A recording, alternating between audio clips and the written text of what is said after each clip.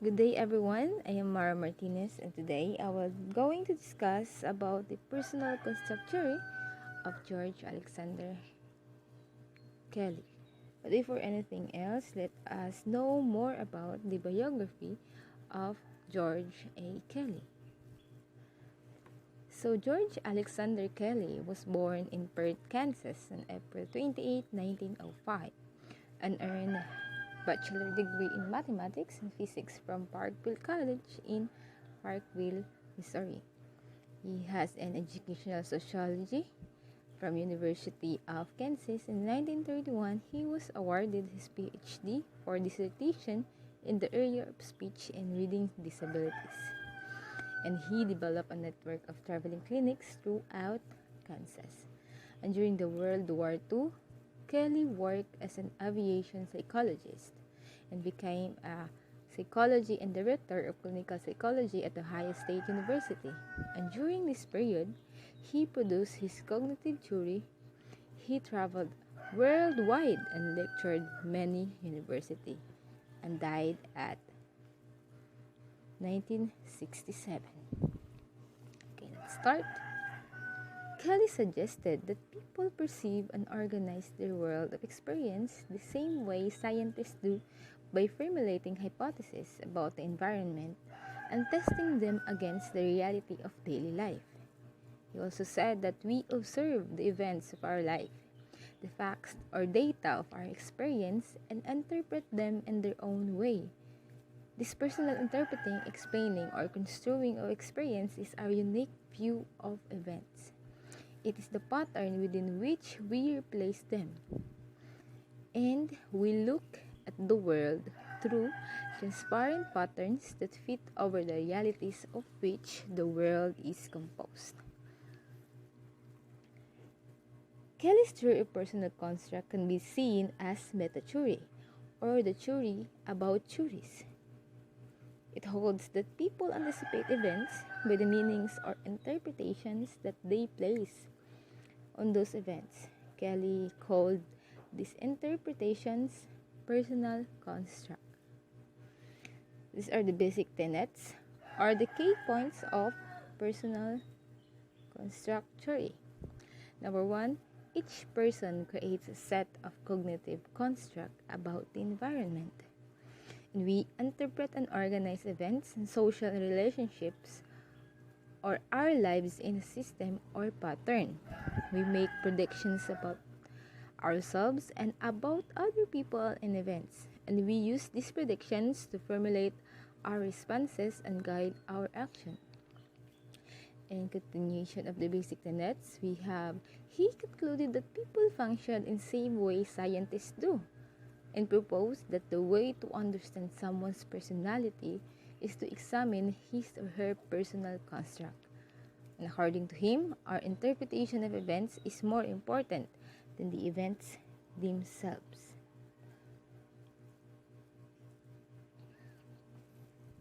So, let us define what is construct. Construct is a person's unique way of looking at life, an intellectual hypothesis devised to explain or interpret events. We behave in accordance with the expectation that our construct will predict and explain the reality of our world. Like scientists, we constantly test this hypothesis. We base our behavior on our construct and we evaluate the effects. Okay, that's the construct. And we have construct alternativism. A constructive alternativism is the idea that we are free to revise or replace our construct with alternatives as needed. Okay? And the fundamental postulates are a person's processes are psychologically channelized by the ways in which he anticipates events. And we have the 11 corollaries of construct theory. Number 1, construction corollary. A person anticipates events by construing their replications. Construction corollary is similarities among repeated events. Kelly believes no life events or experience could be reproduced exactly as it occurred the first time. An event can be repeated, but it will not be experienced in precisely the same way. So, for an example, if you watch a movie today that you first saw last month, your experience of it will be different the second time. Your mood may not be the same, and during the elapsed month, you were exposed to events that affected your attitude and emotions. Number two, we have individuality corollary, or persons differ from each other in their construction of events. So let us define more about individuality corollary. It is an individual differences, okay? Individual differences in interpreting events. With this corollary, Kelly introduced the notion of individual differences. He pointed out that people differ from one another in how they perceive or interpret an event, and because people construe events differently, they thus form different constructs. Number three, we have organization corollary. Each person characteristically evolves, okay, for his convenience in anticipating events. A construction system embracing ordinary relationship between construct. Organization corollary, this focuses into relationship among construct. We organize individual construct into a pattern according to our view of their interrelationship, their similarities, and a construct can conclude one or more subordinate construct. So an example here is the construct good may include among its subordinates the construct intelligent and moral. Number four, dichotomy corollary. A person's construction system is composed of a finite number of dichotomous constructs. The dichotomy corollary are two mutually exclusive alternatives. All constructs are bipolar or dichotomous. This if we are to anticipate future events just as we note similarities among people or events. We must also account for the similarities. An example for this is, it is not enough to have a construct about a friend that describes the personal characteristic of honesty. We must also consider the opposite, dishonesty, to explain how the honest person differs from someone who is not honest. Number 5, choice corollary. A person chooses for himself the alternative in a dichotomized construct through which he anticipates the greater possibility for extension and definition of his system. The choice corollary is the freedom of choice. Okay, choice corollary is freedom of choice. We have the power to choose.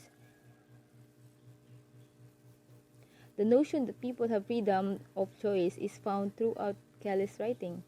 For every situation, we must choose the alternative that works best for us, the one that allows us to anticipate or predict the outcome of future events. For an example, suppose you must decide which of two courses to take next semester.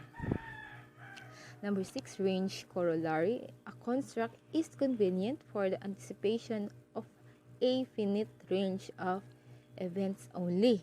Okay. Range corollary is the range of convenience. Few personal constructs are appropriate or relevant for our situations. For example, consider the construct tall versus short, which obviously has a limited range of convenience or applicability. It can be useful with respect to buildings, trees, or basketball players, but it is no value in describing a pizza or the weather. Next is experience corollary. A person's construction system varies as he successively construes the replication of events. This is similarities among repeated events, the experience corollary. Kelly believed no life events, as what I've said in number 1. No life events or experience could be reproduced exactly as it occurs the first time. An event can be repeated, but it will not experience in precisely the same way. For example, each construct is a hypothesis generated on the basis of past experience to predict or anticipate future events.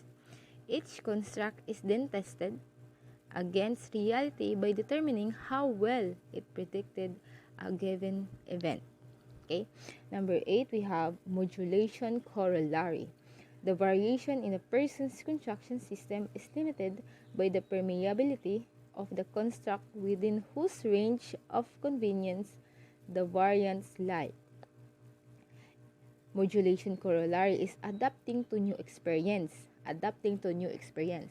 Construct differ in their permeability.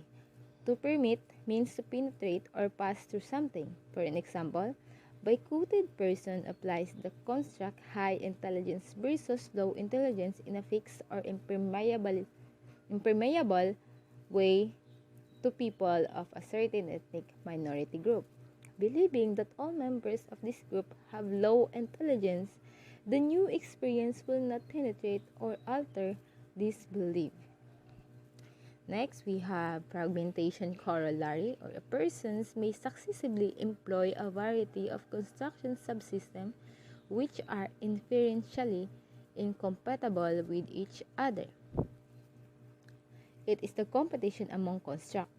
Kelly believes that within our construct system, some constructs may be incompatible even though they coexist within the overall pattern. For an example, a man meets a woman in a psychology class and decided that he is attracted to her. She is also a psychology major, and her interests seem similar to his. She fits the friend alternative of the construct friend versus reality. Number 10, we have commonality corollary. To the extent that one person employs a construction of experience which is similar to that employed by another, his psychological processes are similar to those. This focuses on similarities among people in interpreting events because people differ in the way they construe events. Each person develops unique construct. This is commonality corollary. However, people also show similarities in their ways of construing events. So for an example, people from the same culture may show a resemblance in their behavior and characteristic even though they are exposed to different life events. And the last but not the least, we have sociality corollary. To the extent that one person construes the construction processes of another, he may play a role in the social process involving the other person. So think about driving a car. We stake our lives on being able to anticipate what the other drivers on the road will do. We anticipate that they will stop at the red light and move ahead at the green light. It is only when we predict with some certainty what pictures will do that we can adjust our behaviors to theirs, and while we are adapting to them, they are doing the same to us. So that is the 11 corollaries of construct theory. That is the most important part of this discussion. So let us don't forget the 11 corollaries. And also, let us don't forget the 4 elements of human disturbance, which is number 1, the threat, number 2, the fear, number 3, the anxiety, and number 4, the guilt. And that's all. I hope you learned something, and thank you for watching, and keep safe, everyone.